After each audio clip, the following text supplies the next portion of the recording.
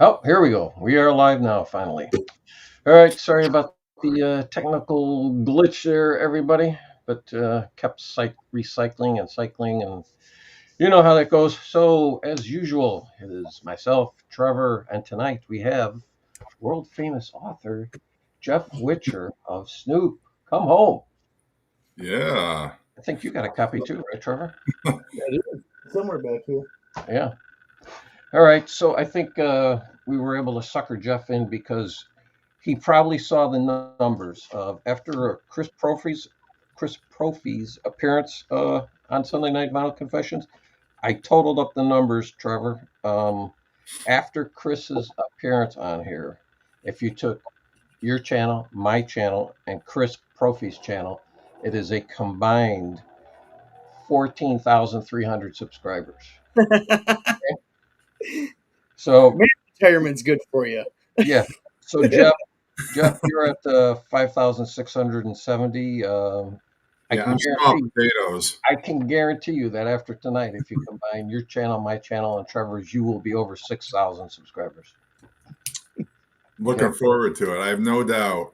All right. So I don't know why it took us so long to get you on here, but Well, I'm happy to be here. Thanks for the invite. oh yeah, Good. that's probably why you never came on because we never invited you. That could be a very plausible reason why. So if Marsha P is here. All right. Hey, Marcia. How you doing, Marsha?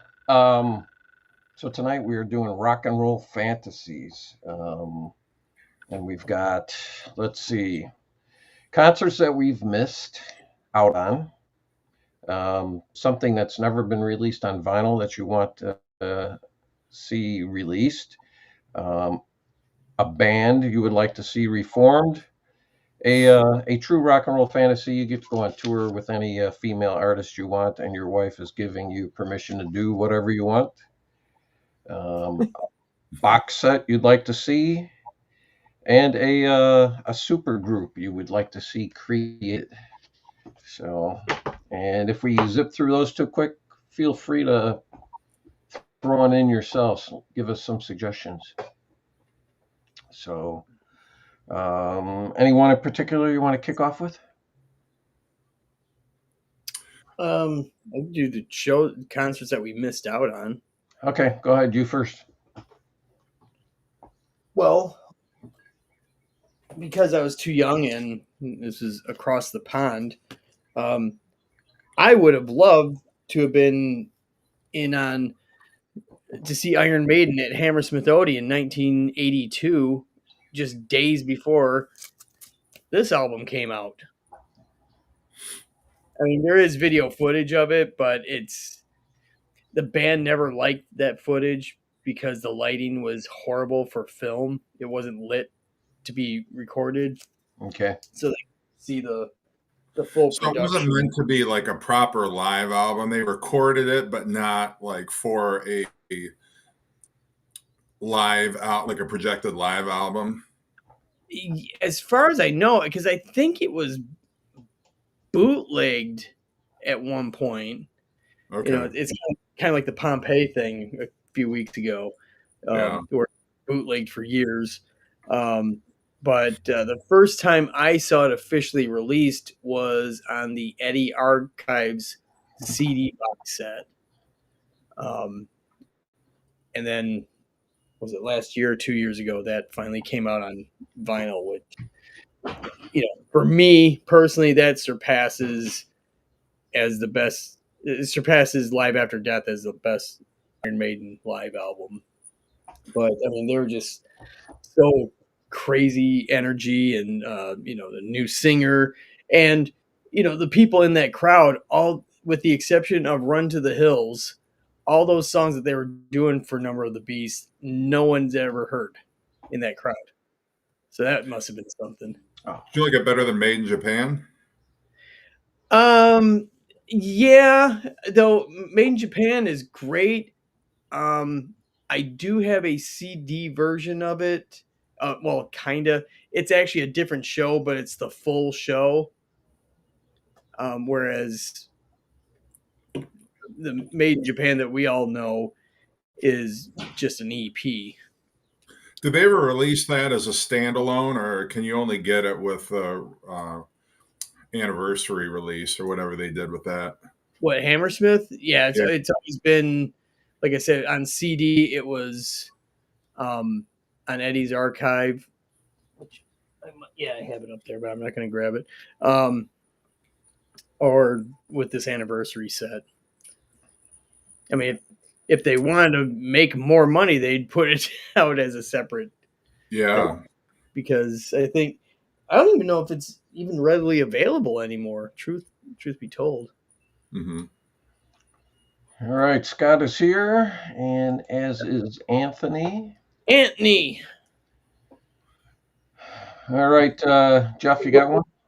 Yeah, I think it would be Pink Floyd on the Momentary Lapse of Reason tour in 1987. And I wouldn't have said any of the tours before that, number one, because I was too young. But number two, I wasn't into Pink Floyd. I really didn't get into them until I would say probably like 1986, maybe like right before that album came out. And it was like the perfect storm where I just started like heavily getting into Pink Floyd beyond the Wall and Dark Side of the Moon. I was picking up like Wish We're Here and Animals and going back to metal and exploring some of those studio albums that I'd never really paid attention to before. And so that tour came out, and I regret not seeing it now. That or the Division Bell. So it would have been, but I think Momentary Lapse of Reason would have been the one I would have preferred to have seen them on, but just missed that boat, unfortunately. It's funny you mentioned that one because I ate tickets for that show. I got home from work. Said my wife and I, we were engaged at this point, but I remember we were sitting out on our deck eating dinner before we were heading out for the concert, and I said, you know what? I'm just too damn tired. I don't feel like going, and we didn't go. Now, if I had never seen them before, I'm sure we would have gone, but I had seen them on the Animals tour. So, yeah, if that had been your only opportunity to see Pink Floyd, then I could see how you'd be kicking yourself. But at least you saw them when they were in their prime with Roger Waters, at least. Yeah. So, all right. For me, let's see.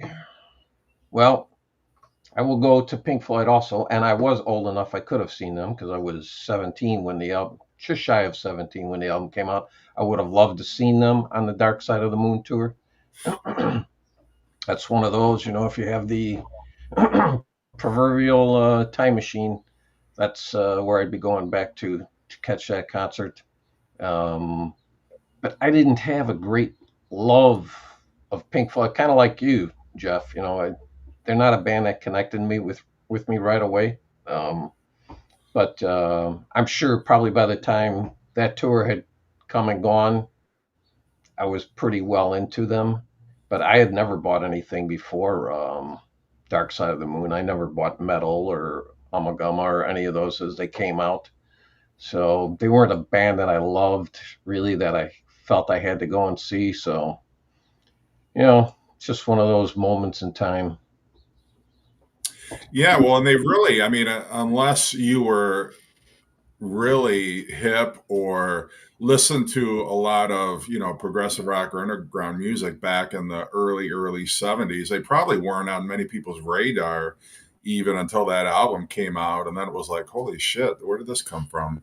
Well, yeah, especially in the U.S. Yeah, they were a little bigger in the U.K., but yeah, here I didn't have. The three good friends of mine that I grew up with, none of us were into Pink Floyd.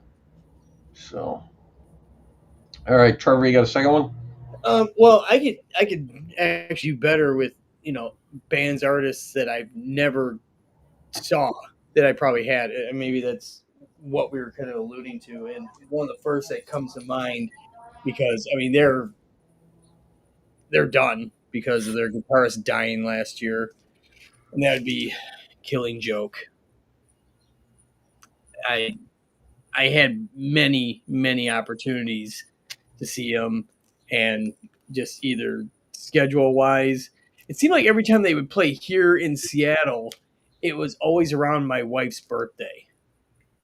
And, it's just one of those things you just, I learned from last year, you don't do stuff around your wife's birthday. Not a big Killing Joke fan. Am I a big, no, Wife. no, my wife's not but yeah, the big Metallica show that took place around her birthday. Yeah, that didn't play well at home. no, even when I asked, oh yeah, it's all right. It's that the husband duty of like, well, no, I won't go because it's so I fucked up. But no, but Killing Joke, yeah, I really wish I would have been able to see them live at least once. And yeah, it sucked when Jordy Walker died a while back here. That's when I knew. I'm like, well, that door is closed and locked. So, Yeah. I know nothing of them. you've probably heard the song 80s. Yeah. I think it might have been in a couple movies. All right, Jeff, you got a second one?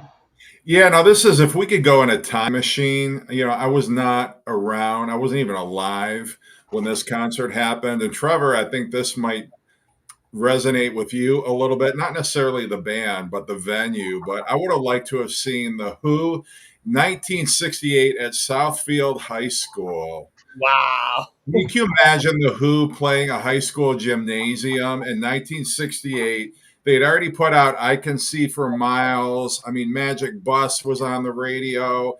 They were about to release Tommy a year later. I mean, it wouldn't have gotten any better than that. And I can't even imagine, what that show would have been like. I haven't seen any bootleg recordings of it, so I don't know what the set list looked like or anything like that. But that's like one of those legendary, because I live, probably about 20 minutes from Southfield. Mhm.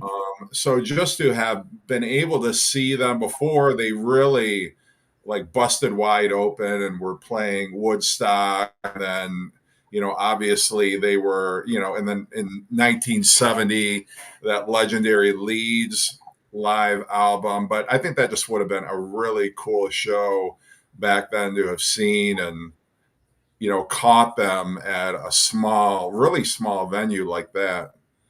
Yeah. I think I just saw at least a photo of that recently. I think the anniversary of that show was just recent. Yeah. Marcia is correcting you.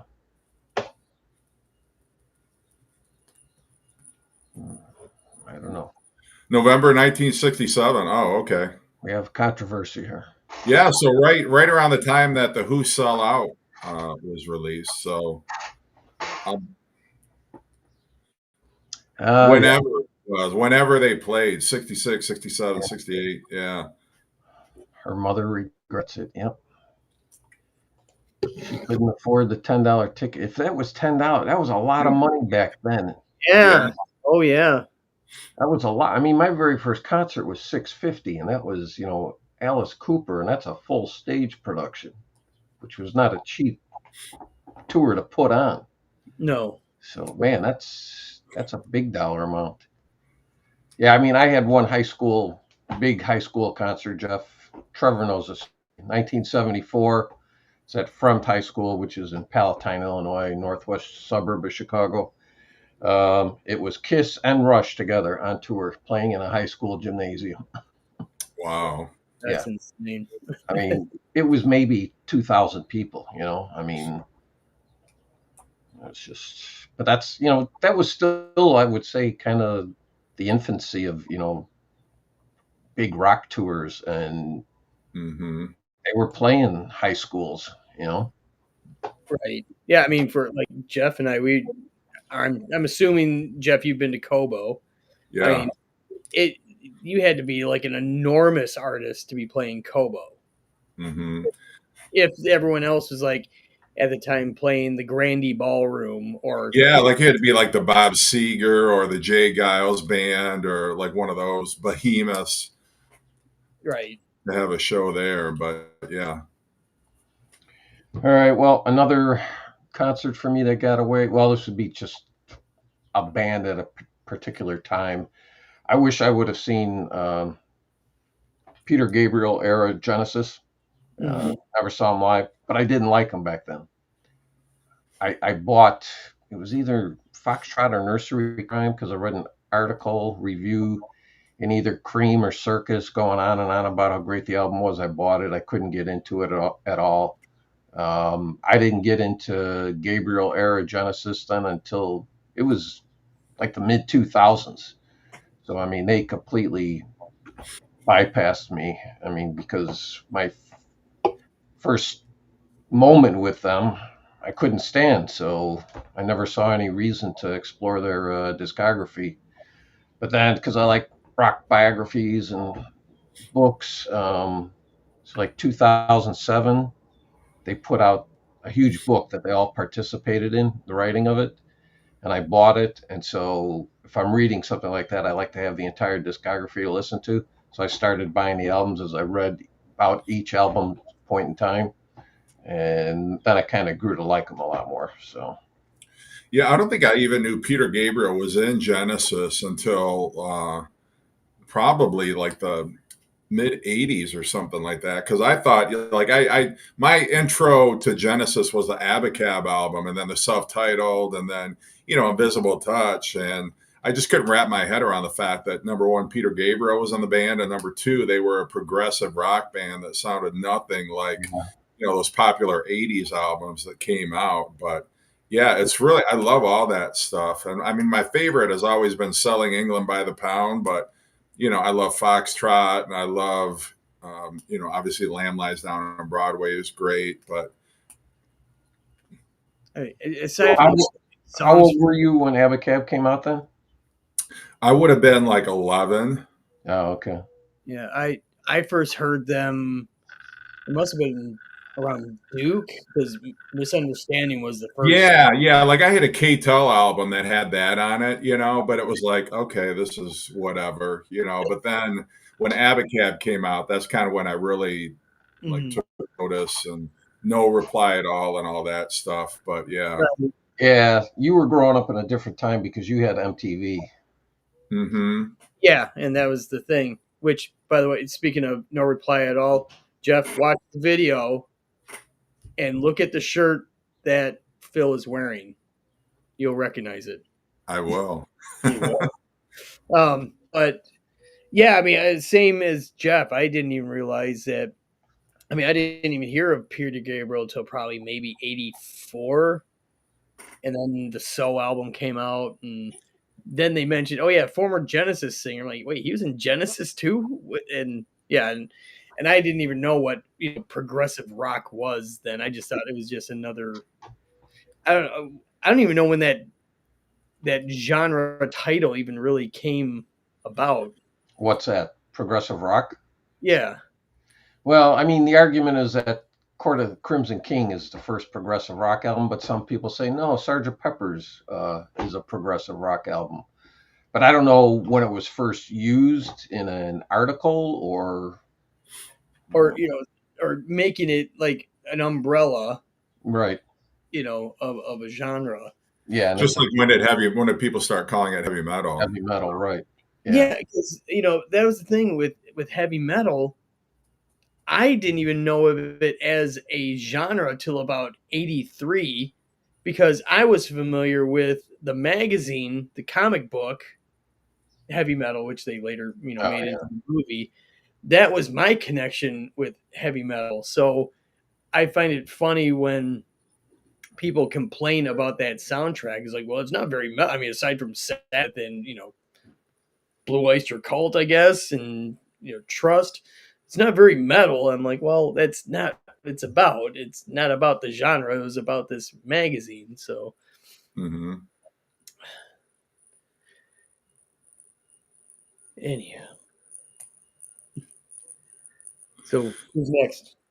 But yeah, I first remember seeing that Peter Gabriel video, Games Without Frontiers or Shock the Monkey. Like I forget which one came first, but it was just, I mean, even then, years after the whole Genesis thing had happened, he was wearing those crazy costumes and he was all made up, and it was just one of those very bizarre. He had some really bizarre videos on MTV, even in the 80s. I mean, after the So album came out, then he kind of became a little more mainstream and toned it down a bit. But, I remember those early Peter Gabriel videos kind of being a little freaked out by some of those. Yeah. Yeah, because like with the Shock the Monkey, he's like all in that pasty white makeup and trying to, kind of going tribal, but with wearing a suit.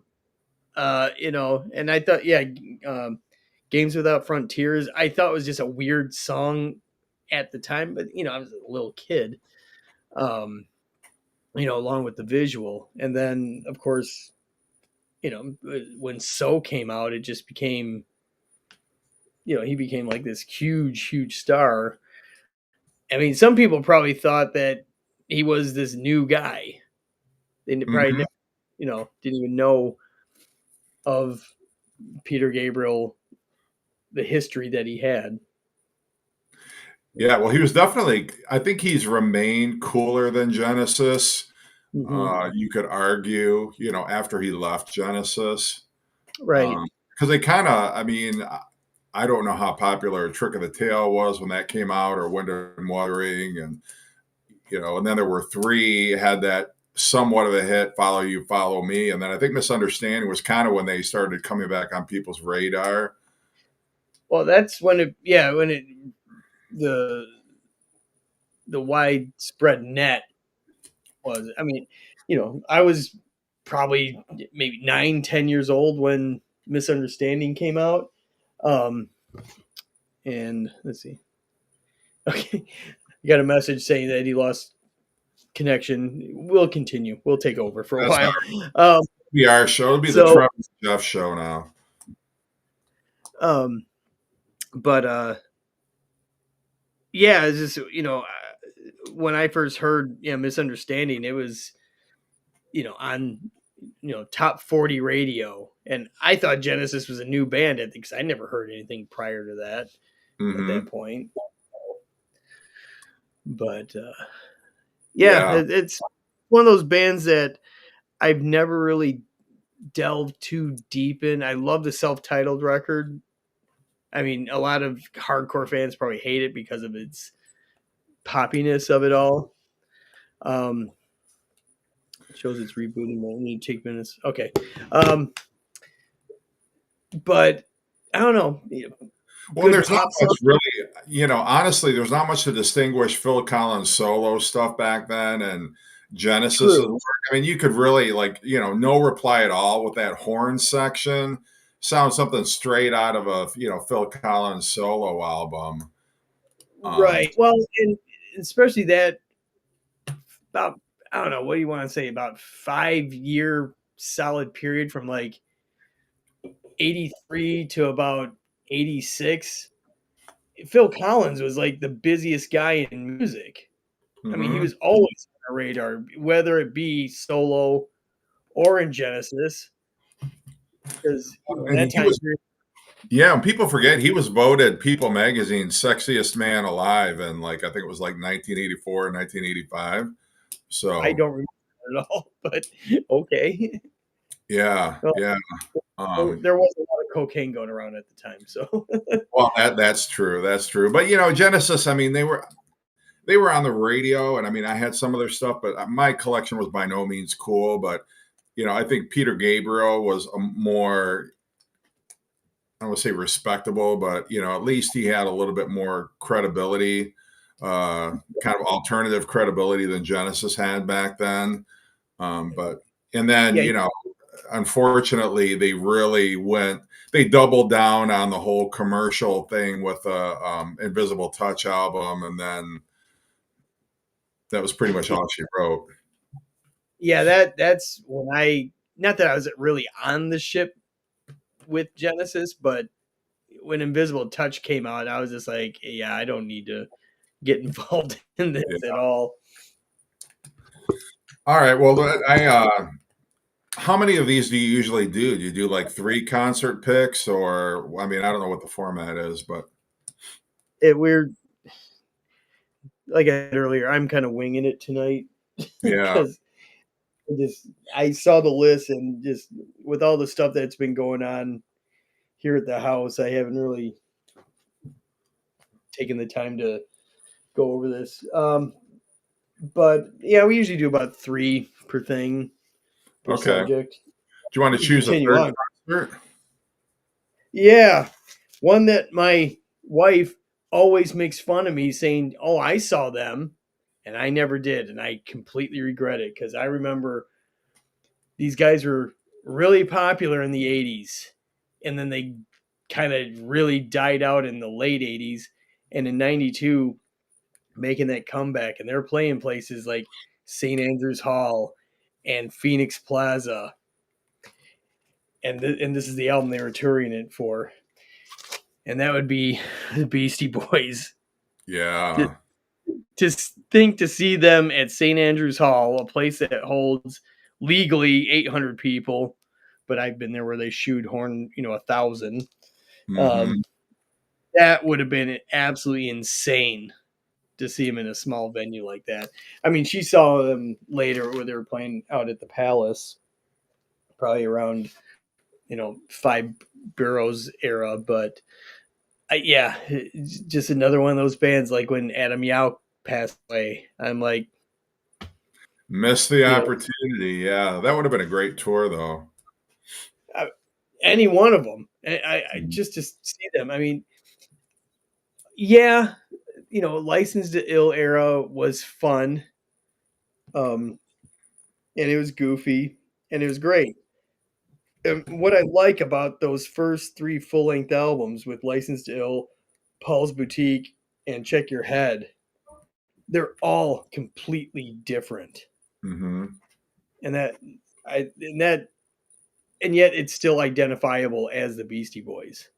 So it's just really cool that they're able to change but still be familiar with their Yeah, because the whole trajectory of their career, I mean, they could have easily, tried to do another License to Ill. And I know there was I mean, at least back then, because what did Paul's Boutique come out? Was that like 91 or 89 or 90, 91, right around there?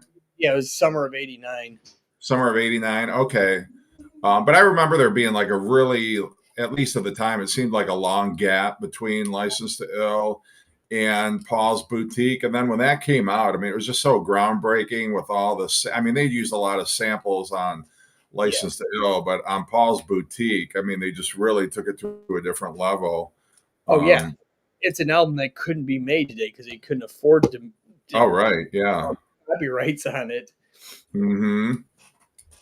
So it's cool that they were able to do it then, and they were able to make this masterpiece, which took a long time for people to realize how much of a masterpiece of though it's funny because they talk about it bombed, and I'm like, I remember seeing on MTV all the time, seeing Shake Your Rump and Hey Ladies and Shadrach on MTV all the time, and I'm Yeah, so it didn't have that goofy frat rock vibe to it like the first album did. And so I think people who were expecting, more Fight for Your Right to Party and Brass Monkey and kind of that whole girls goofiness to it, I'm sure they listened to it and were like, oh, I yeah, don't get I guess. this.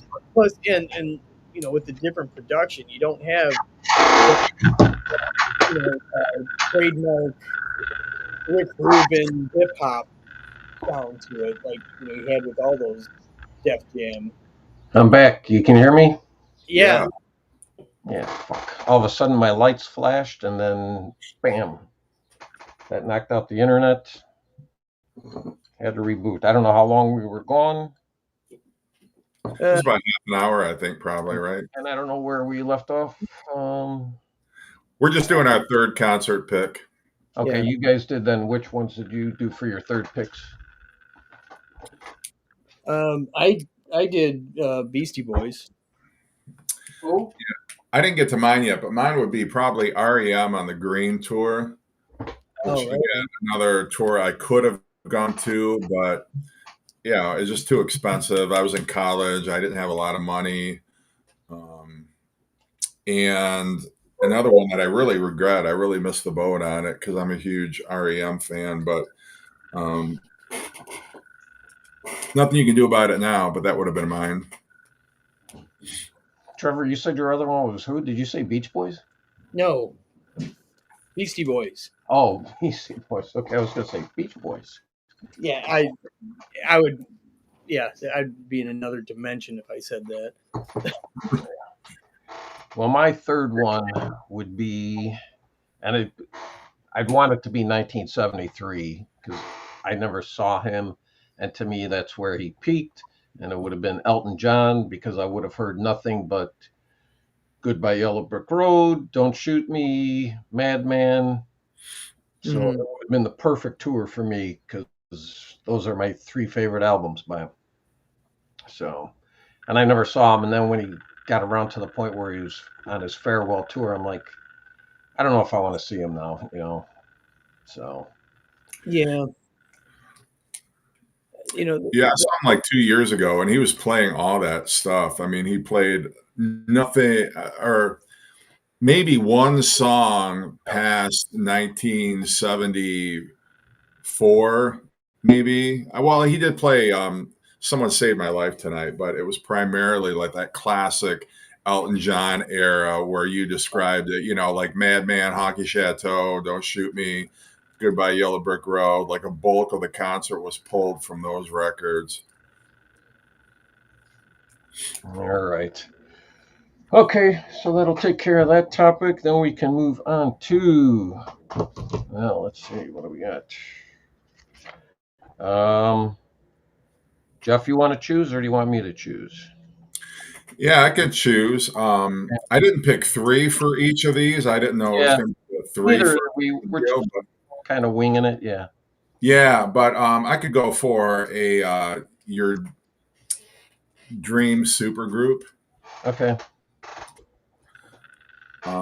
And this is going to seem for me anyway, like really outside the box here, but that's how I roll. But anyway, so my guitarist would be Johnny Marr from the Smiths. My bass guitarist would be John Taylor from Duran Duran. Oh, My Marcia's gonna love that pick. Yeah, drummer would be Stuart Copeland from the Police. And then for the lead singer, I would go with Roland Orzabal from Tears for Fears. And I'm not sure what the band would be called, but I think that would be a really cool quartet to get together. Kind of like a 80s super group, 80s, I don't know what you want to call it, like new wave or whatever super group, but I'd buy that ticket. All right. And the I had my ideal supergroup for them because they did one album featuring my favorite guitars of all time and my favorite singer of all time. And unfortunately, the album was a letdown. It's an album I like a lot more now than I did when it first came out. Trevor's smiling because he knows what it's going to be. And I that's do know. Born Again by Black Sabbath. You got Mhm. Tony Iommi and Ian Gillan. And when that was announced, I was like, oh man, all right. I'm on board for that. And it took a long time for me to finally appreciate that album. I did mean, you did you see them on that tour? I did not. I think, God, who did? I know somebody within the VC did. Yeah, I Trying to never who picture it who it was either. was.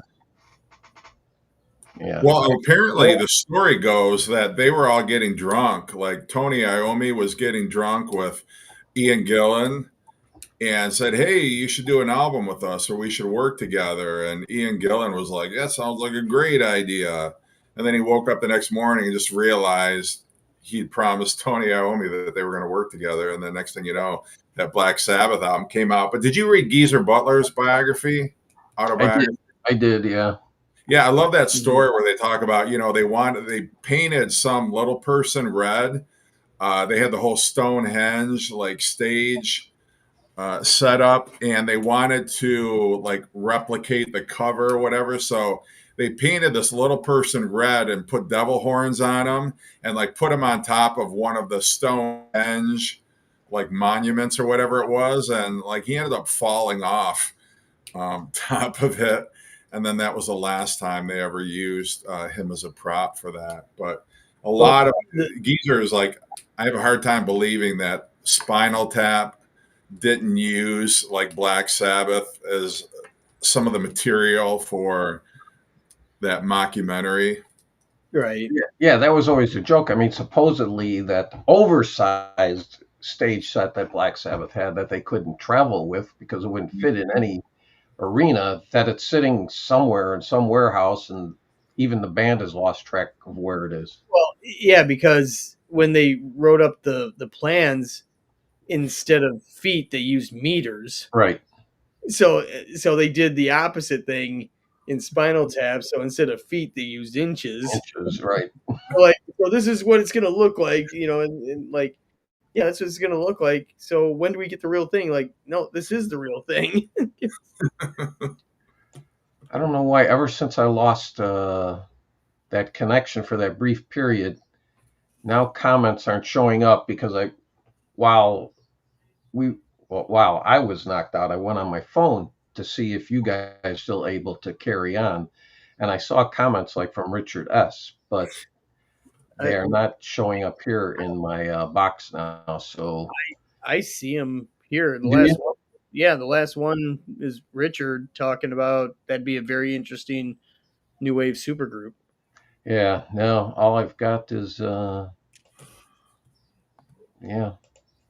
one I have is the one that's showing from Jack. Well, at least it's showing on my end. It's the CD Cave saying hi everyone. So, all right, Trevor, you got a supergroup? Well, kind of similar to, or at least the same guitarist. I guess Kerrang! Magazine did this as like an April Fool's joke, and I personally think would be an amazing project. But it would be Tony Iommi and Tom Jones doing a. I think that would work. I honestly think that Tom Jones could actually sing his ass off over a Tony Iommi riff. And honestly, at this point, I wouldn't even care who's on bass and who's on drums. Just I mean, it's not unusual, but yeah. But Yeah, there you go. Yep, not unusual. but I mean, because Tom, he's one of my favorite vocalists. I've seen him many times live, and he brings it every single time, even at that age. It's amazing.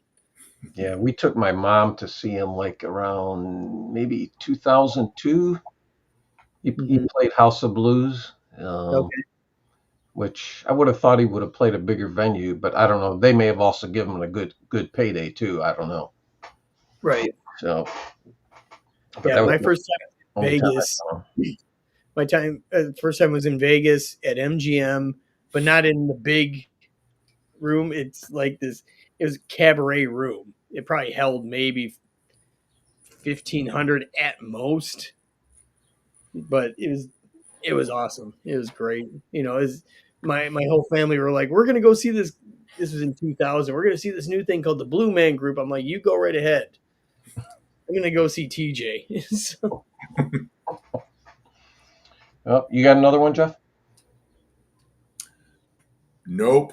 Sorry. Just that's okay. Just being honest. Yeah. I have one. It wasn't a dream of mine, but I would have liked to seen it happen because it was on the road to happening. But then one of the chief songwriters and the main vocalist had a stroke, and you might know the story, Jeff. That's Frankie Miller. He had a stroke, but at that point in time, he was forming a band with Joe Walsh, Nicky Hopkins, and Ian Wallace from King Crimson. And I don't know what they would have sounded like, but it would have been interesting. And it just never happened because, like I said, Frankie Miller had that stroke, and that put a kibosh on the whole project. So it would have been an interesting one. Yeah, like the Joe Walsh. I mean, I kind of get Nicky Hopkins was kind of out of left field Yeah, because he was primarily obviously known as a studio musician, right. but to have them as part of a group, I think that would have been real interesting to see. Yeah. All right, so we will move on to the next topic. Okay. Well, hopefully Gary's watching. I don't know because, like I say, I can't see comments. Nothing else is coming up on my end. It's very strange seeing how that it's being run through my account. I can't see the comments, but you guys can.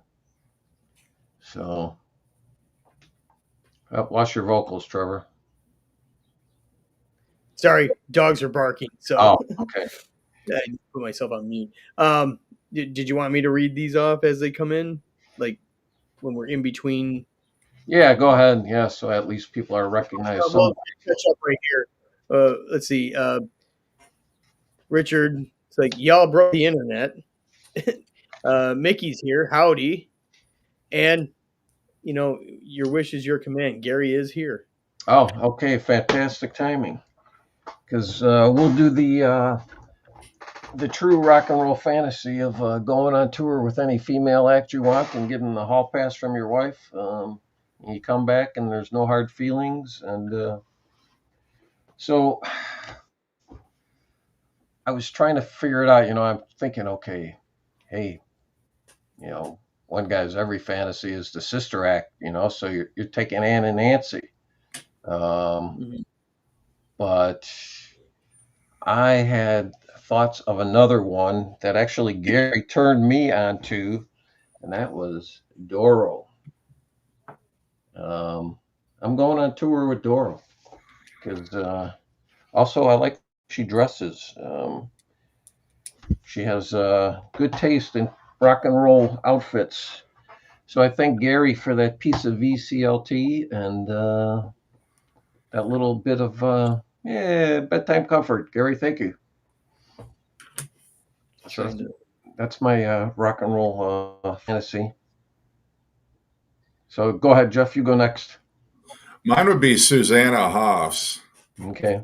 From the Bangles. I had a huge crush on her ever since the Manic Monday video, my first exposure to the Bangles. But yeah, and she's still smoking hot today. I mean, I've seen, recent interviews and things with her, and I mean, all day long. I think that would be a no-brainer for me. I would have to go with her. Guys in your age group seem to have a real big thing for her. Oh, yeah. Yeah. So that was a lot of her screen time on MTV, Teenage Fantasy.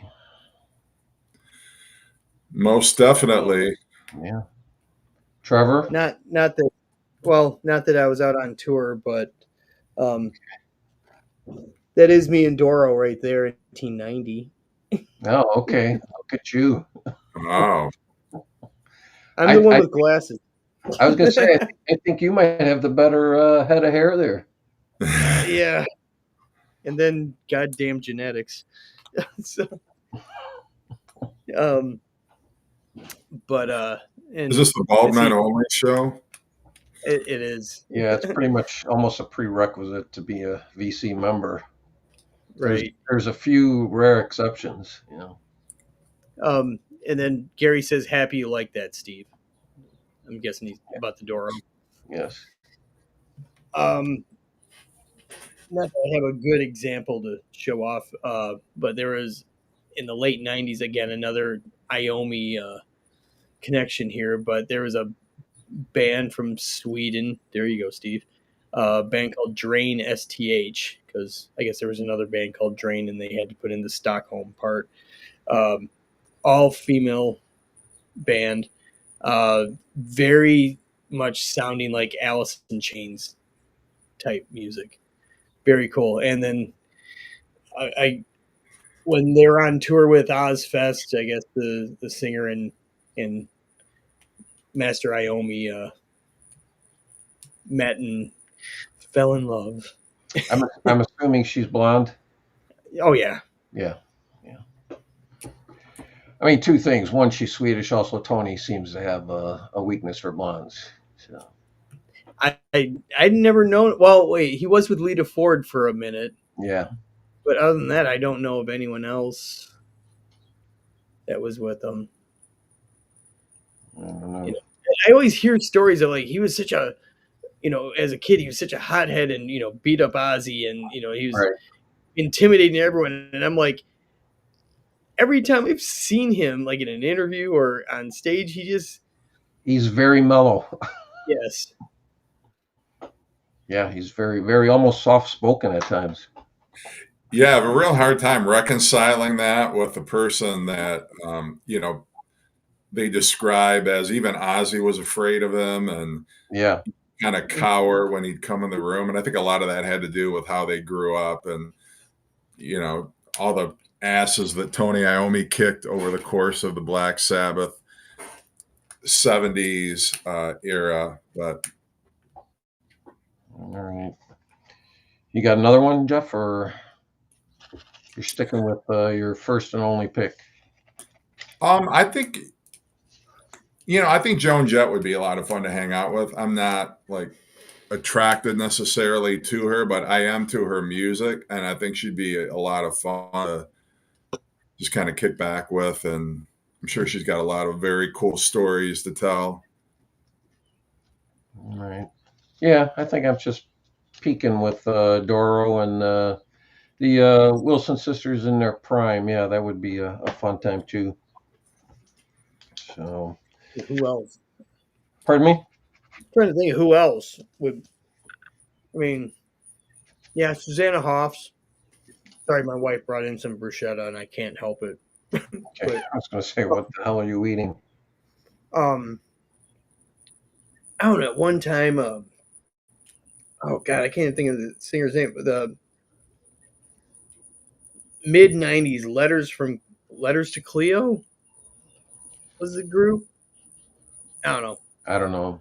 Hot singer, or I know the singer from the Cardigans. She was also Sweden. Oh yeah. She's a cutie. Speaking of the Cardigans, did you know they covered a couple Black Sabbath songs before they were famous? Oh yeah, I played one of them at our wedding reception during dinner. That's awesome. I had Which song?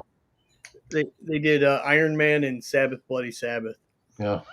And they well, especially Sabbath Bloody Sabbath, you can't even really tell. I mean, if it was just in the background, it would just sound like some kind of nice little song.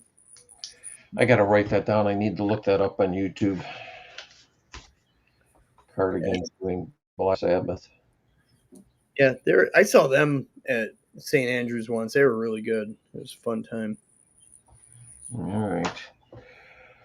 Okay, so that takes care of them. Go ahead, Jeff. Your choice. What do you want to do? You want to do Never on Vinyl they'd like to see released?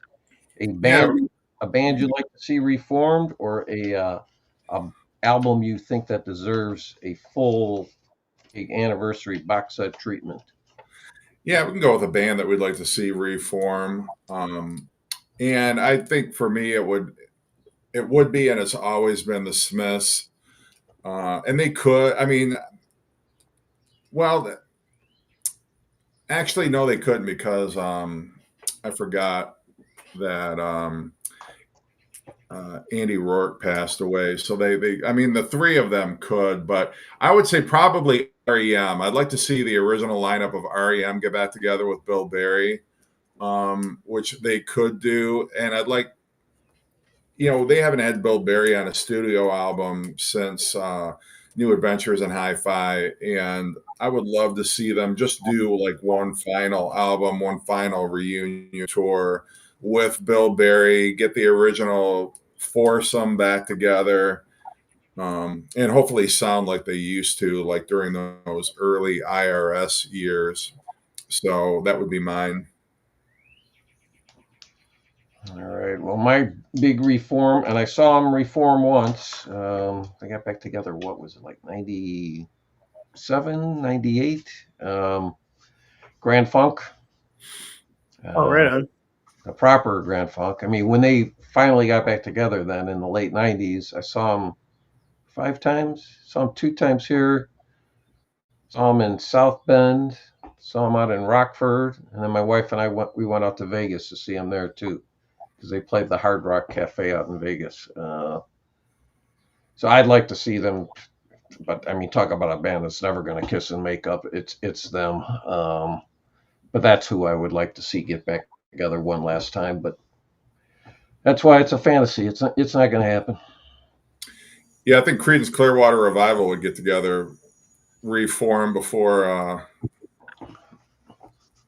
that band would. But Yeah, Trevor, I'm sure you got a couple. Yeah,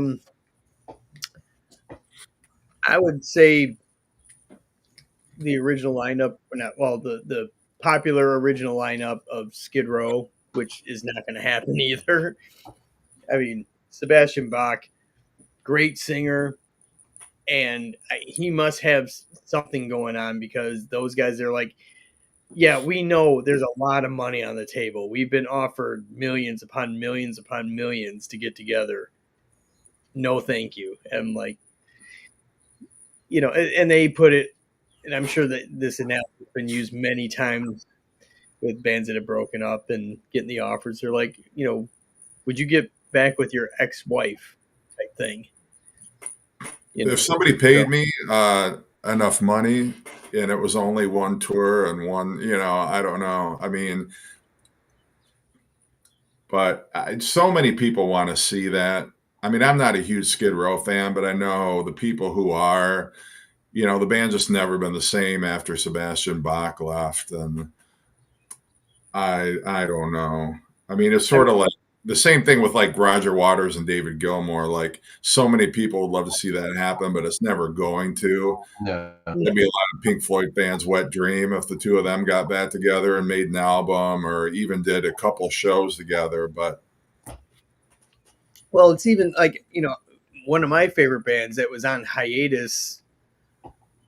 Well, they were broken up for damn near 20 years and they got back together around 2009, but they put out an album finally in 2015. And that's when I finally got to see them, was Faith No More.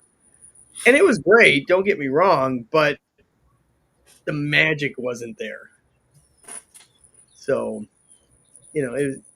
sometimes them getting back together isn't that great either.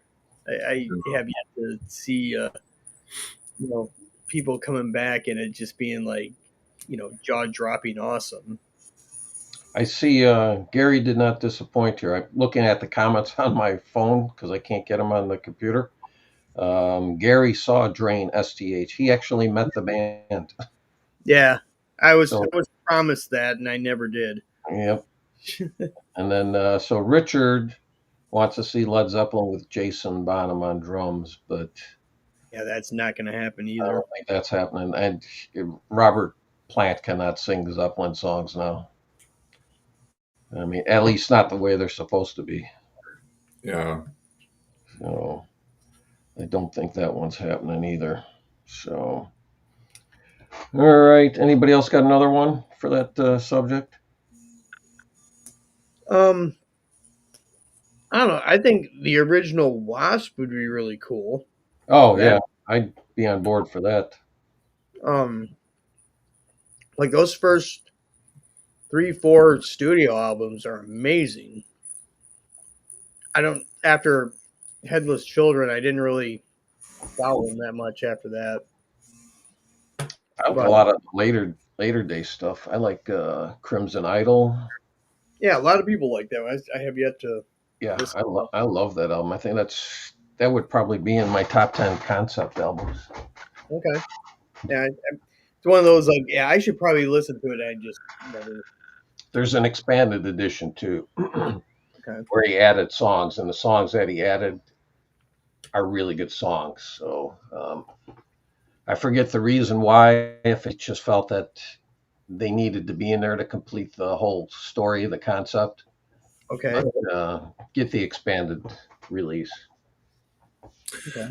I'd like to see the Police get back together. I know they did several years ago, but we didn't get a studio album. I'd love to see a new studio. I mean, what the fuck else does Sting have to do these days, other than put out albums that nobody's listening to or buying or even aware of? But I think that would be fantastic. I mean, if they tour, that'd be cool too, but I just want one more Police studio album because we didn't get it the last time they reunited. And I know that's asking a lot because Stuart Copeland and Sting don't get along, but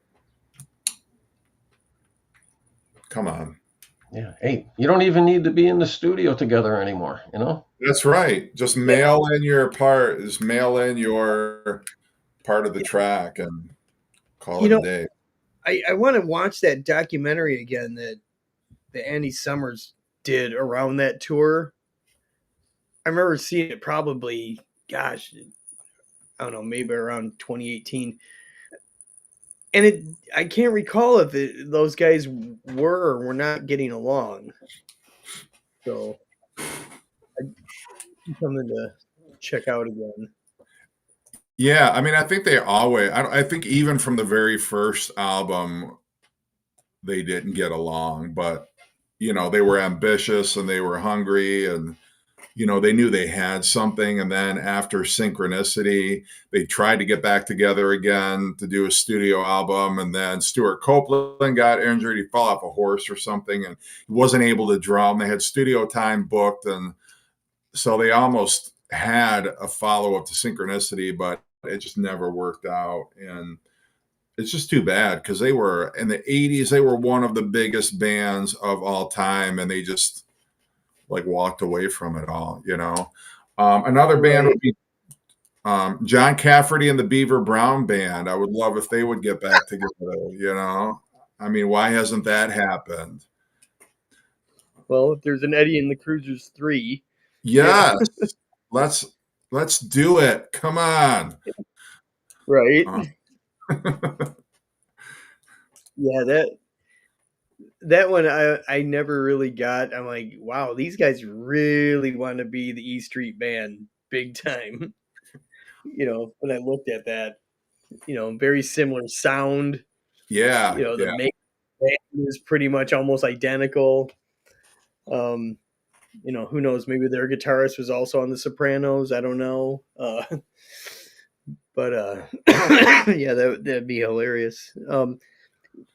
Kind of going back on the Police, there was a greatest hits that got put out around 85, 86, 86. and they kind of did a remake of was it Don't Stand So Close to Me? Or yeah, they used a drum machine on it because Stuart Copeland couldn't drum. He couldn't physically drum. And so they're like, okay, well, we have the studio time booked. We may as well put something together. And so they re-recorded Don't Stand So Close to Me and the do-do-do, the da-da-da. And they put Don't Stand So Close to Me 86 on that Greatest Hits compilation. And then the do-do-da, the do-do-do, the da-da-da, they did also an 86 remake of that. But that's never, I mean, you can find it on YouTube. But I don't think it's ever been on any official Police release. Okay. But I just think it'd be interesting if they got together for a studio album, what that would sound like. And I mean, I don't think Stuart Copeland, I know, has been doing a bunch of different projects. I don't know what Andy Summers has been up to in the last 10 years, but I mean, I haven't really followed him that much. Like I said, that documentary he did, I don't know if I want to say, I think it's called Can't Stand Losing You is yeah. the documentary. Have you seen that? I've not. It's one of those that's like, I gotta catch that one of these days, but it's pretty good. And I was never a big Police guy. It's not that I hated them. It's just one of those bands that are just out there, and it looked interesting enough to watch. And yeah, it was quite fascinating. Just to see them coexist. And like I said, I don't recall any major arguments or yelling or anything in that documentary, but No, Yeah, it who wasn't knows? like a different kind of what was that one? Some kind of monster or whatever. Yeah, It wasn't like as acrimonious as that, but and I don't think it's we would never ever ever get back together again like it is with like Sebastian Bach and Skid Row or Roger Waters and David Gilmour, or for that matter, you could even say Ray and Dave Davies. But um, I don't know. It's on my wish list, but for what it's worth, Gary put up there the Runaways, yeah. Lita Ford, Joan Jett. Um, That's another one I don't understand. From what I've heard, it's Jones' manager that's the major stonewall in this whole thing. Yeah, he seems like kind of like what Dr. Landy was to Brian Wilson, where he pretty much controls everything. I mean, I'm not speaking with any authority here, but I know Gary's told me before that he seems like a real asshole and won't let her even get near the other runaways, and is kind of pretty much called all the shots in her career. So, I mean, Joan at this point, and this isn't being disrespectful whatsoever, but she's at her peak of being a support act. mm-hmm. I think even if the Runaways were to do just one tour, I don't know, 30, 45 dates. I mean, I think they could probably do festivals, maybe a theater size type tour. Mm-hmm. It would be that kind of interest. I don't think it'd be a huge thing, but there is an audience for it. I know I would want to go if the Runaways were to get together. Oh, I can see that being a huge moneymaker. Because Yeah, there's a lot of people. I mean, a lot of Lita Ford fans, a lot of Joan Jett fans. I right. think people would eat that up. And just a lot of Runaway fans that have Mm, been wanting that for a really long time. I think yeah. that'd be, but again, I think it's Jones' uh, manager, because I've heard Sherry say I'm all for it. Lita is definitely on board for it. I don't know who the surviving drummer and bass player, if, or if there is anything there. You know, I'm sure they would be up for it too, possibly. But Yeah. Yeah. Another band I'd like to see would be The Band, up on Cripple Creek the night they drove Old Dixie down. I right. cool to have, those five guys back together. I mean, maybe someday they'll put aside their differences, but I was gonna say who's left? Is there anyone left? no, there's not. I'm just being an Okay. asshole. Um, Oh, sorry. This bruschetta is irresistible. um, Yeah, trying to think who I think Steve's internet is down for the count. it's looking like it. Yeah. Well, let's see. We could go for another subject, or Yeah, let's go uh, to your the vinyl release.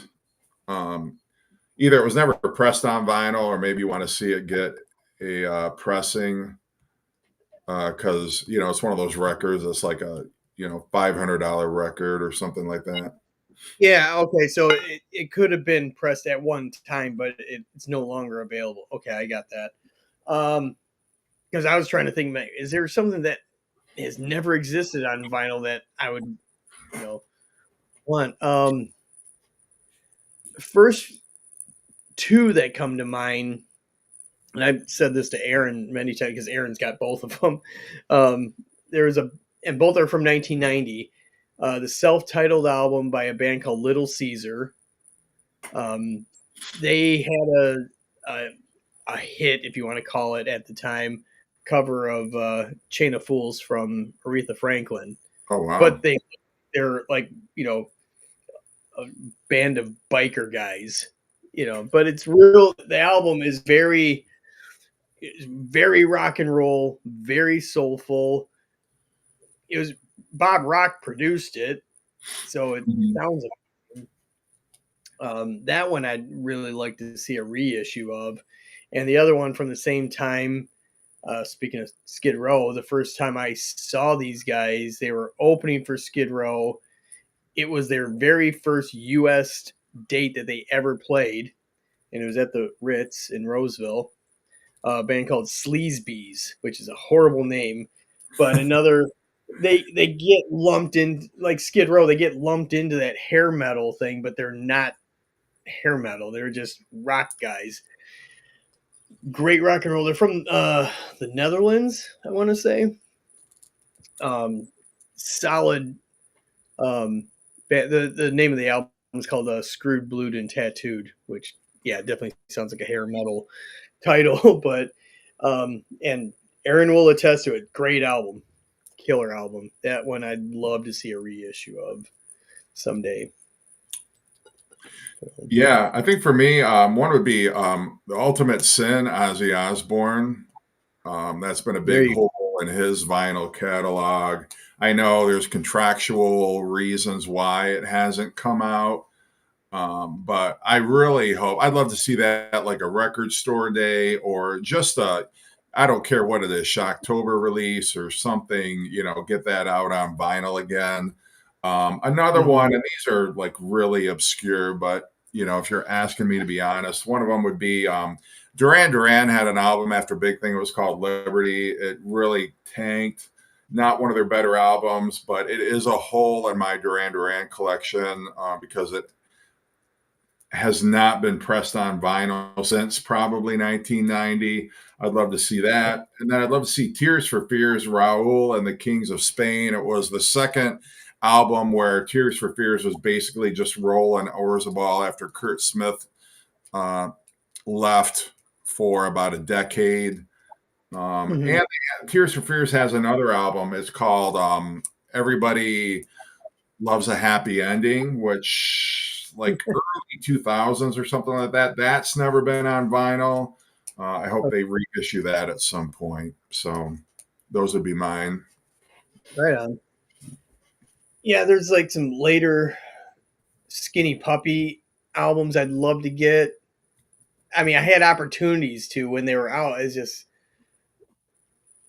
there's only so much, you can buy, Right.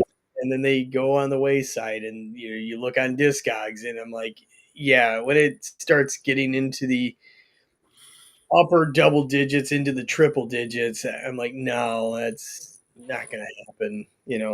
I will survive.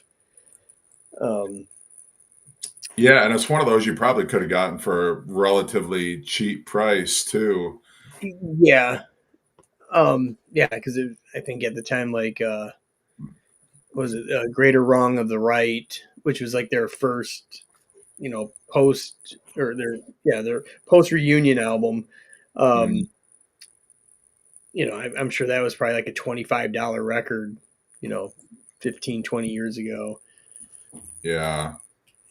Yeah. Do you want to read some of the comments? Oh, sorry. No, that's okay. Let's see. Read some of the comments. Oh, sorry. Oh, I'm back. Yep. Like I'm hearing myself. Oh, shit. Did any of my comments pop up that I was putting in from my phone? Okay. Yeah. All right. Yeah. What are you looking for on hopefully either never been on vinyl or not in print anymore? All right. Yeah, I heard what you guys picked. Mine. This would be my number one choice. A band called Spock's Beard and their album Snow. It's a concept album about an albino messiah. It came out 2002. They did that album in its entirety live, which they put out on vinyl, and I have that, but they never put out the studio album. And then number two would be the only Deep Purple album that's never been released on vinyl, and that's Abandon. That's from '98. And And then 4 Ian Hunter albums that have never been released on vinyl. And that's Artful Dodger, I think that's 96. Rant, which is I think 2001 or 2. Brainwash, which is 2007. And Man Overboard, which is 2009. Those 4. I'm guessing those probably will not get released on vinyl until his passing. So I don't know why they never got a proper release, because everything before and since then has, but those 4 never happened. Is it on a different label? Yeah, some of them are on different labels. That is on New West. That is on Yep Rock. That's on Fuel. And that's on MIG. So you got 4 different labels. Right. Well, Yeah, unfortunately, I wouldn't be holding your breath on any of those. No. They're so obscure, those labels. Yeah. So those would be mine. Yeah, I saw Richard had a good suggestion for. He'd like to see that Hagar Schoen band get together, go on tour. Yeah. Because neither one of them can get along with their previous bandmates, so they might as well join together. Yeah. Yeah, because that was a one and done project too. But I mean, they were busy with their own projects around that time. I'm surprised they actually put that one out too. Right. Yeah.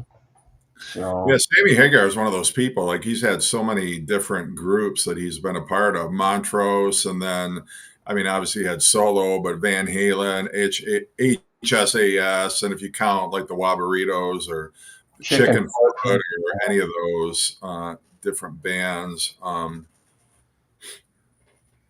Yeah. All right. Does that take care of it for the releases we wanted to see? Because that's the only ones I had. Yeah, I think so. Okay. Now I guess we can do the box sets that you want to see. A big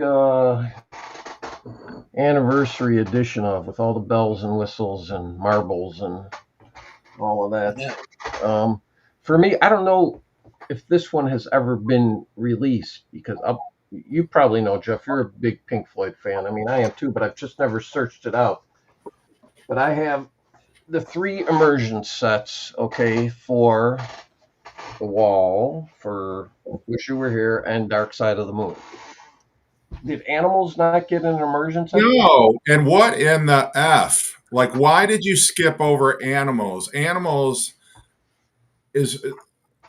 I can't even, like, don't get me started on that. Like, how could you do Dark Side of the Moon, Wish You Were Here, and then The Wall, and skip over arguably, one of their greatest albums? Yeah. I mean, I know many people consider that their favorite Pink Floyd album, and I don't know, again, if that's Dave Gilmour, Roger Waters being petty kind of a thing. I mean, I know they remixed it, but why can't you just come out with a deluxe immersion box set of that? Makes no sense. I'd like to see one for metal.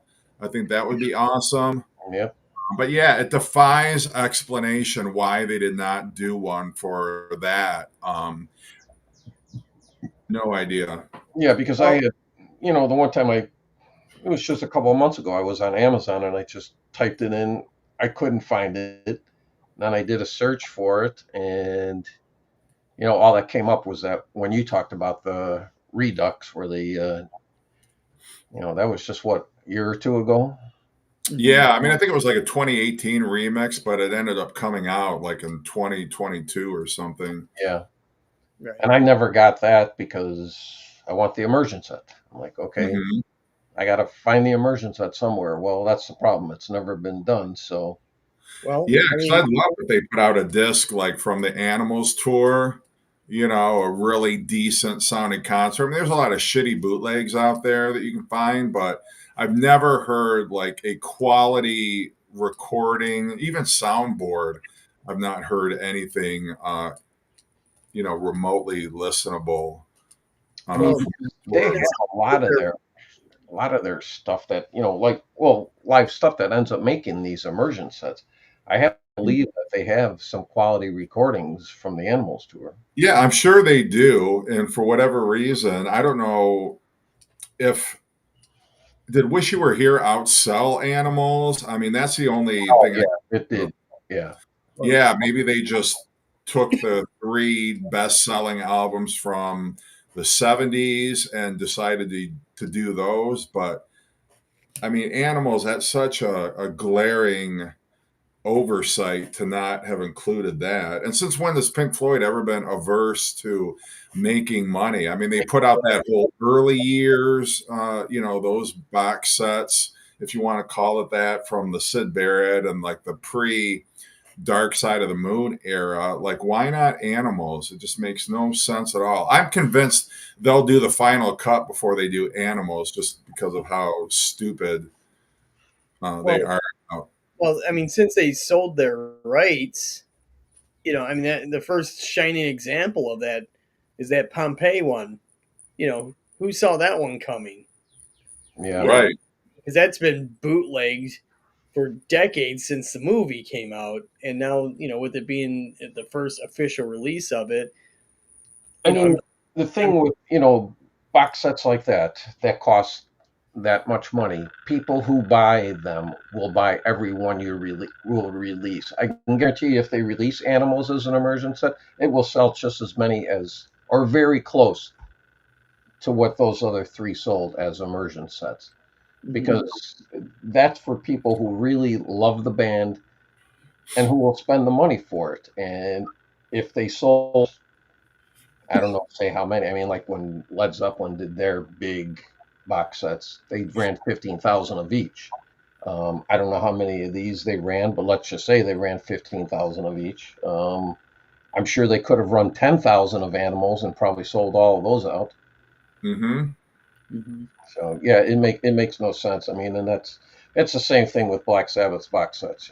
You've got Paranoid, you've got Volume 4, you got Sabbath Bloody Sabbath, and you've got Tech X. And you've missed out on. Did I name the right four? Did I say Paranoid? Yeah, you said Paranoid. Yeah. Okay. Yeah. So you don't have the debut. You don't have Master of Reality. Or I said Sabbath Bloody Sabbath. That's what it is. Yeah. We got Sabotage. We don't have Sabbath Bloody Sabbath. Right. I was gonna say I don't remember. Yeah. And then you don't have Never Say Die. So I mean, I think Technical Ecstasy was the one where you're really like, are you kidding me?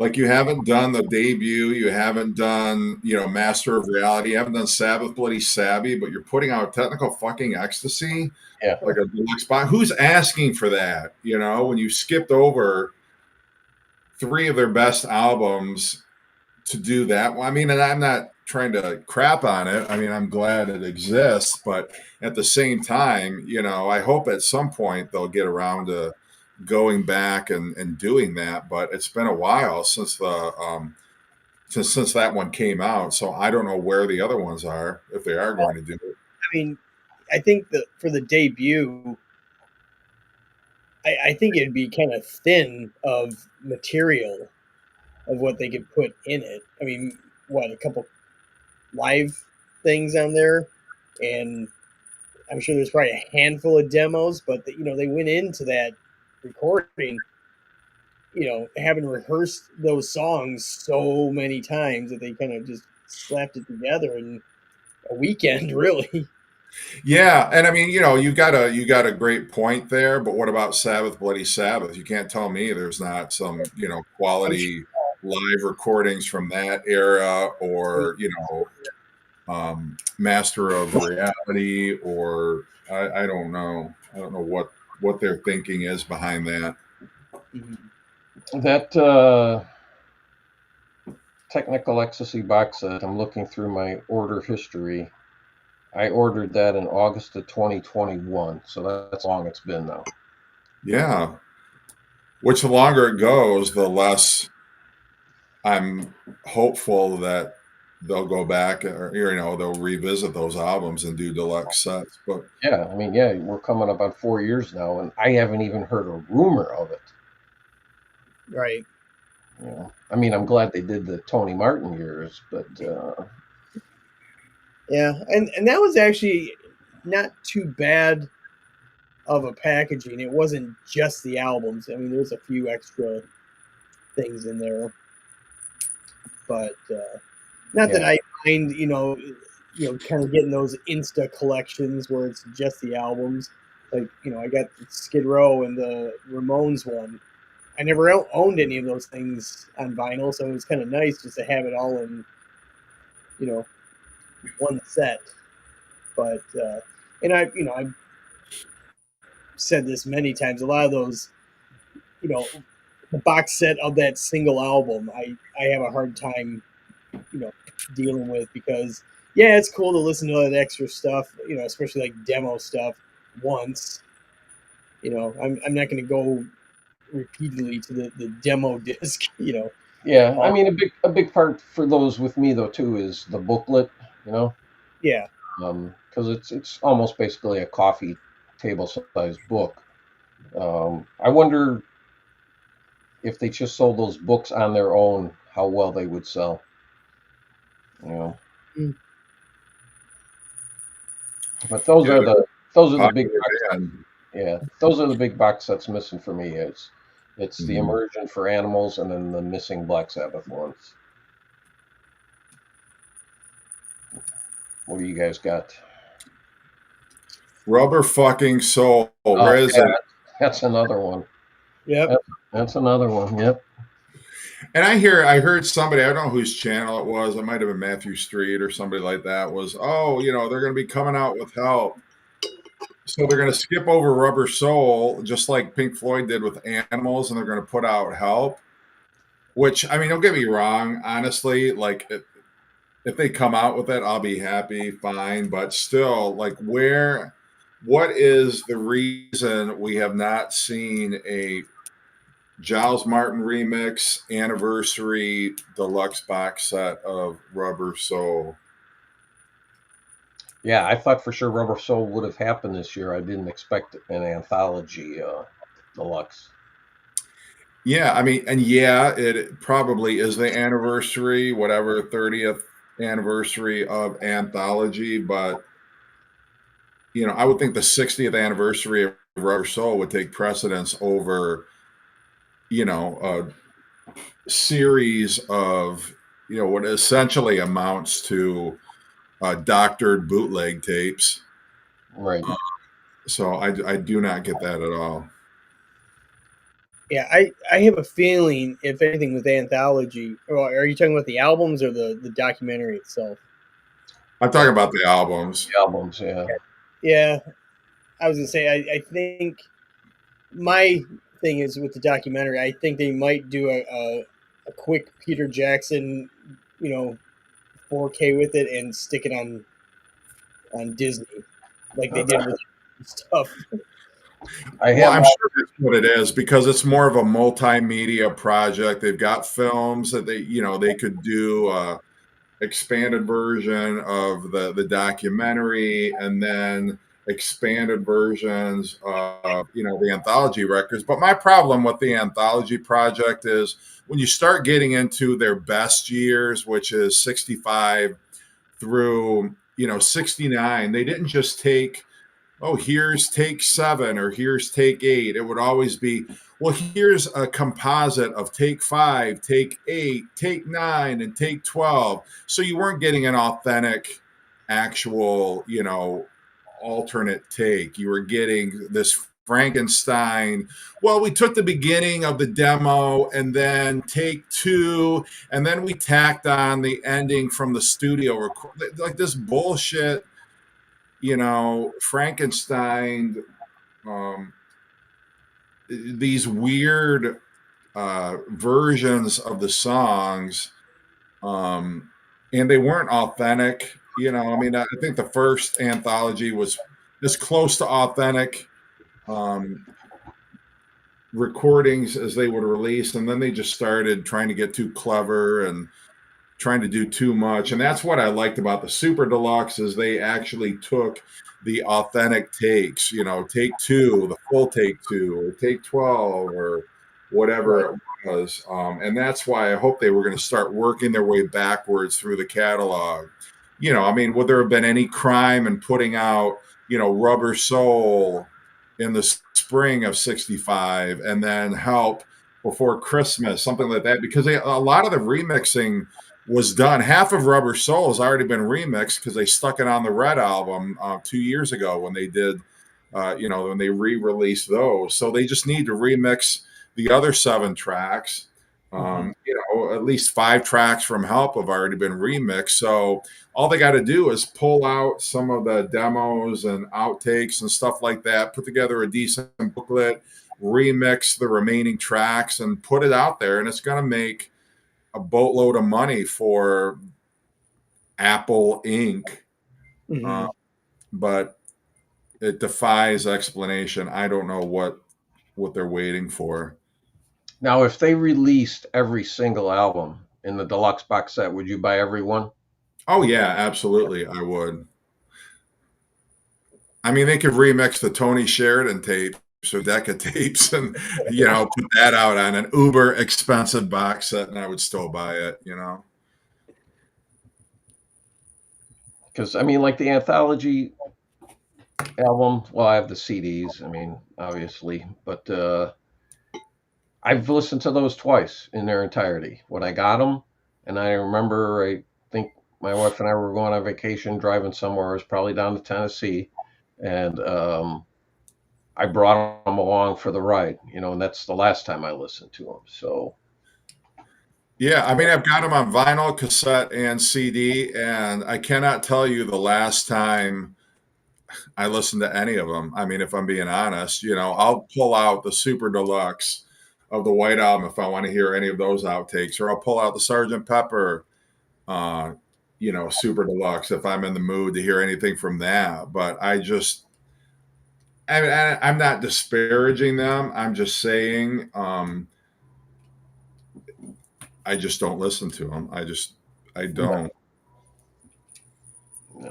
No, I mean, Help's my favorite Beatle album. So I was hoping that would be coming out next year, but I have to believe that's going to get kicked down the road because they have to do Rubber Soul, I would imagine, before Help. So, yeah, I would think so. And if we get Help, I'll be happy. I mean, and the thing is with Help, they could we're putting Help out on Disney with whatever. We've cleaned it up. It's now in HD and we've added a bonus scene. The music is now, so, I mean, there's more than enough reason for them to, do Help first, I guess, because they can milk more out of it.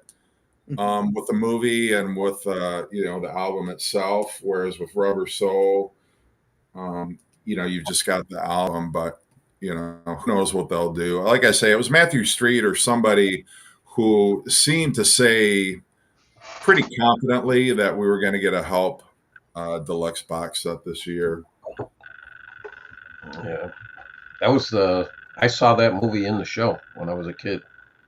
Nice. I don't know if that's the reason why it's my favorite album, but I just love that album.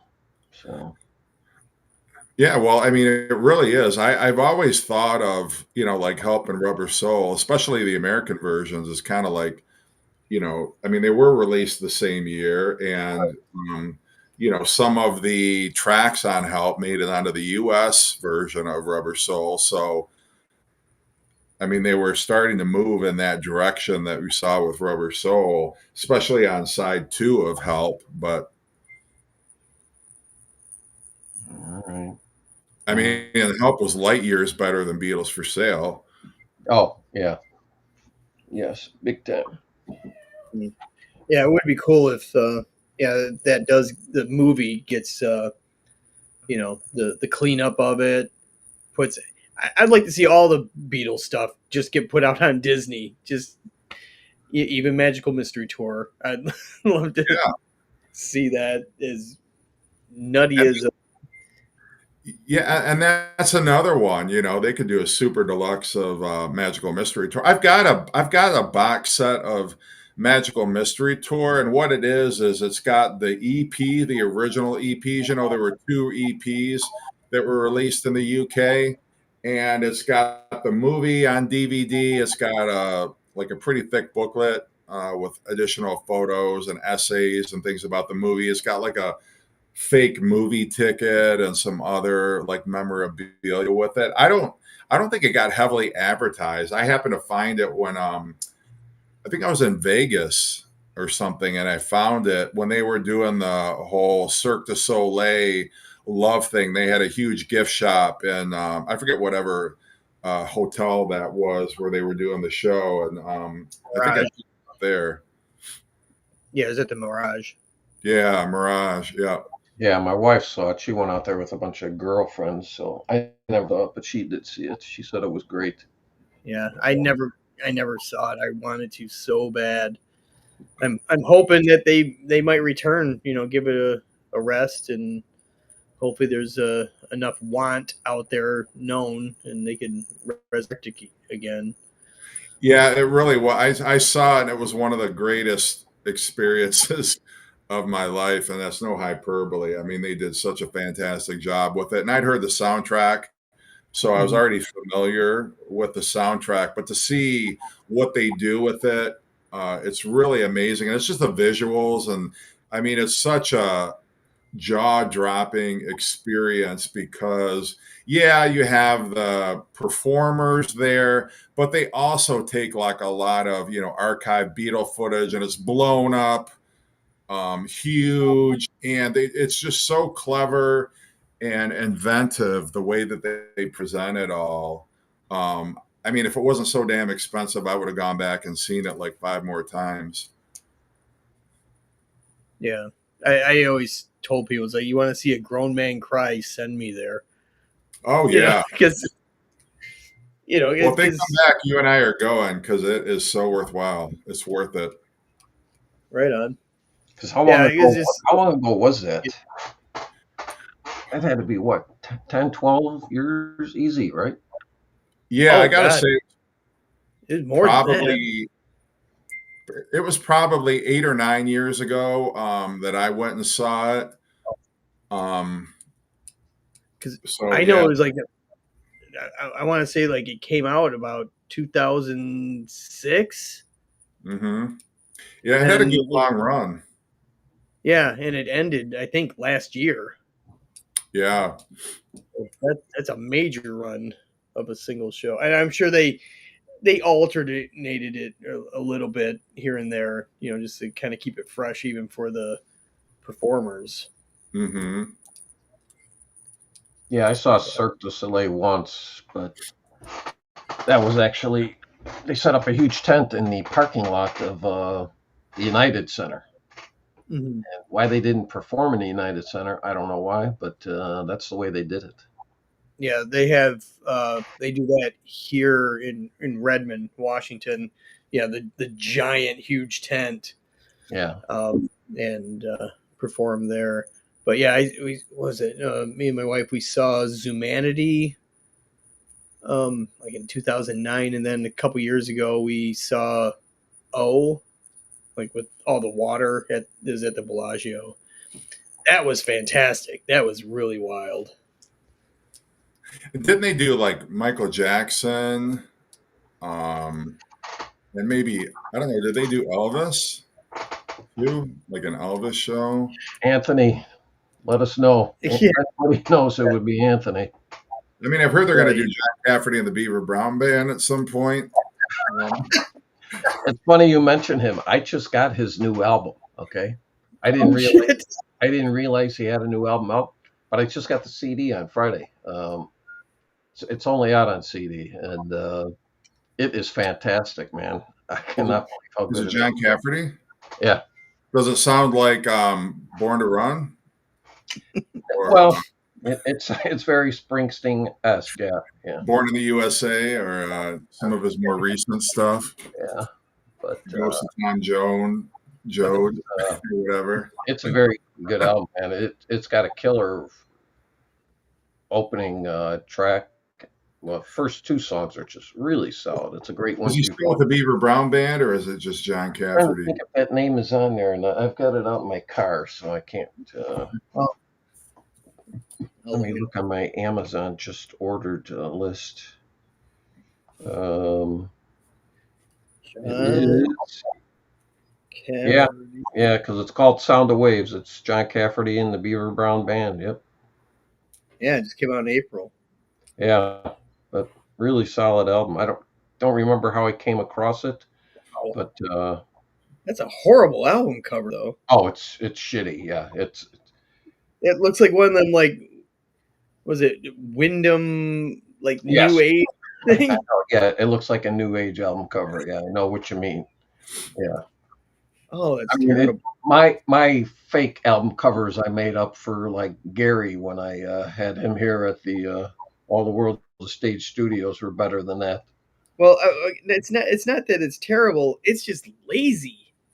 Yeah, It's a picture of an ocean wave. Who? yeah. Wow. I bought a bunch of. I went to a record collector show today, and I bought a bunch of which are unofficial CD releases, and they all have a better album cover than that. I got one of them. I got was actually Kansas because it's from the soundboard at the Aragon Ballroom in '76, and I was at that show. Nice. This guy was selling them for $5 a piece, and actually he had this one too, which is Rory Gallagher at the Park West, downtown Chicago. So, but I got two Jay Giles too also. I only listened to this one so far. This one is not that great a sound. This is from Augusta, Maine in 1975.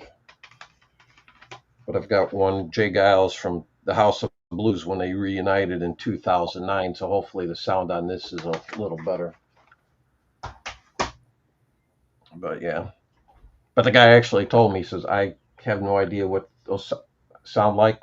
He said, if you're not happy with them, he says, I'm here every show. You can bring them back and I'll give you your money back. So, That's yeah. no. Right. So, all right. Anybody else got any more box sets? If not, we Well, could probably I wrap this up. I don't have box sets, but I'd like expanded versions. Oh, okay.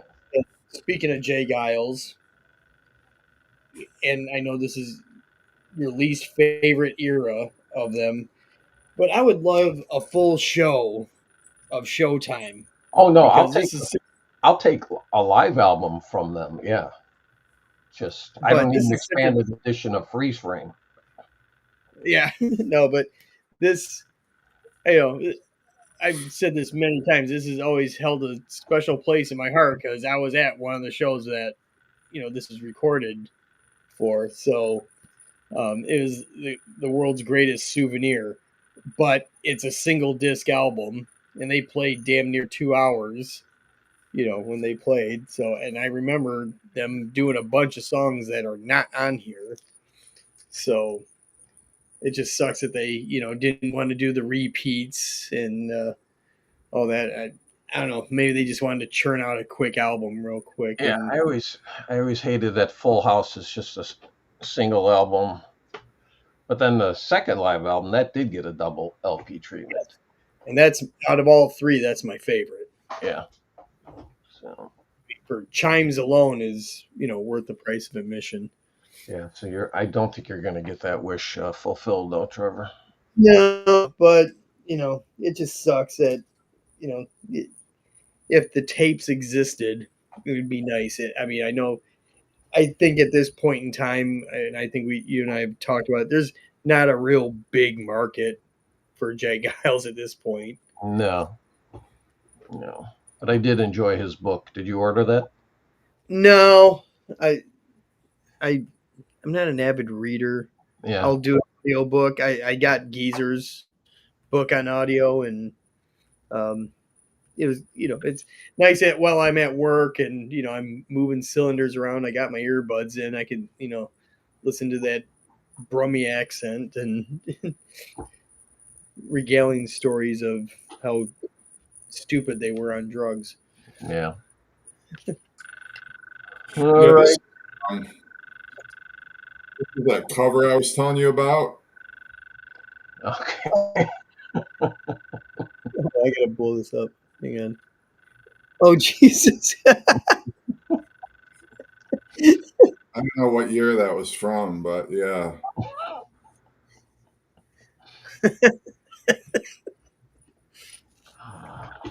Wow. Well, you got any other one you'd want, Jeff? Uh, I mean, you hit the nail on the head with that animals one. Yeah. That would have been mine for sure. But yeah, no, I mean nothing that kind of jumps out at me. That and the obviously the Black Sabbath one too. But yeah, Yeah. I Well, mean, to me, they've missed so many key ones over the last. I expected a lot more deluxe box sets to get their big 50th anniversary treatment from 1970 on. They've missed to me a lot of big ones. Like Ziggy Stardust did not get a big 50th treatment. I would have thought mhm. T Rex Electric Warrior probably would have gotten one because he has gained. So it's his popularity and death. It's gone beyond cult. People are just nuts about T Rex now, especially that stretch. I thought for sure that would have gotten it. I wish they would have done a couple more of the Moody Blues albums from the core first big 7 albums. I thought some of those would have gotten the big 50th anniversary treatment. They didn't. Um, but yeah, there's just tons of them that I feel they've missed out on. Well, you think in a couple years there's going to be a big, expansive box of rumors because there's not enough copies of rumors out there? That is that could come out in box set, and I would not buy that. I'd have no desire. Well, I mean, the self-titled that would be 50 years this year. Yeah. So that's one I probably wouldn't buy either, to tell you the truth. Those 2 albums I find to be a hard listen now. It's just so overplayed. I mean, that goes without saying, but when you're growing up with it, Yeah. when you're, driving in your car and you hear it, and you go to a party or a friend's house and you hear it, and you walk in a record store and you hear it, and Hmm. so yeah, I just have no desire to listen to those albums.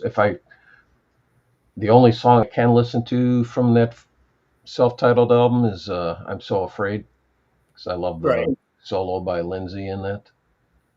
But other than that, I don't put, and I have them both on album and CD. But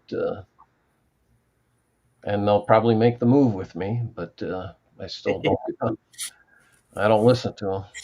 So, all right. Well, everybody, thank you for tuning in and putting up the technical glitch. And where'd my Jeff Whitcher book go? Where'd it go? yeah. One more blast from the past. You guys remember the Bugs Bunny Alice Cooper hour on cartoons? No. Is that going to be coming out?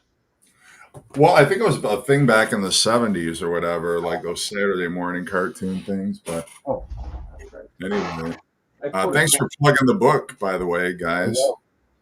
There you go. How many of these have you officially sold? Do you know what the latest count is?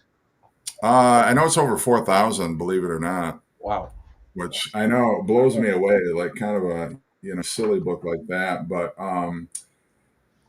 yeah, I've got one that I don't know if they're gonna let me release. It's for Breaking Bad fans. I don't know if either of you guys watched the show Breaking Bad. I know of the show. I never watched it, but Yeah, my wife watched it. Yeah, yeah, but it's kind of like a parody on that. But I think it's gonna. I don't think it'll ever see the light of day. But I don't know. Always got the wheels spinning, trying to come up with the next big thing. But well, still, I mean, that's. I don't know anyone else who sold 4,000 books. I mean, I'm still blown away by it. I can't even fathom that. What it was just meant to be a joke. I just published it as something I was just gonna show to my friends just for a laugh. I never thought it would catch on quite like it did, but Yeah. um, Well, I know I told you, Jeff, about seeing that reel a couple months ago, and I remember texting the guys. I'm like, wait, this is this our Jeff that did this? And Gary had to confirm it. It's like, yeah, he's done books too. I'm like, oh, I remember him talking about writing, but I didn't really understand what was going on. And it was just hilarious that, seeing someone, because I've seen her do those books before. So I was familiar with, what she did, but, your book coming up, I'm like, holy shit, I know that guy. Yeah, that video got 7.8 million views, which like holy crap, I can't even believe it. I was with Gary when my daughter texted me like, "Oh, hey, have you seen this?" And I didn't know who she was. I'm just like, "Oh, okay, that's kind of cool." Somebody, I thought she was a friend of my daughter's or something. I'm like, "Oh, that's cool." She, shown it on Instagram or whatever. And it wasn't until I started because I went on my Amazon royalties site that weekend because I'm like, my daughter was asking me, well, have you seen any increase in book sales? And by that point, like by the weekend after, like it came out on April 1st, or her video came out on April 1st. And then by like April 6th, it had already sold like 2,000 copies. It was just crazy. Wow. That's awesome. Yeah. So, but yeah, but thanks for inviting me on, you guys. I had a great time, and it was fun talking music with you guys. All right. Well, let me end this. Then hold on, Jeff. Thank you, everybody, and sorry about all the technical glitches and all that shit. Hopefully, my internet provider has this straightened up next time. So that's it. We will see you later.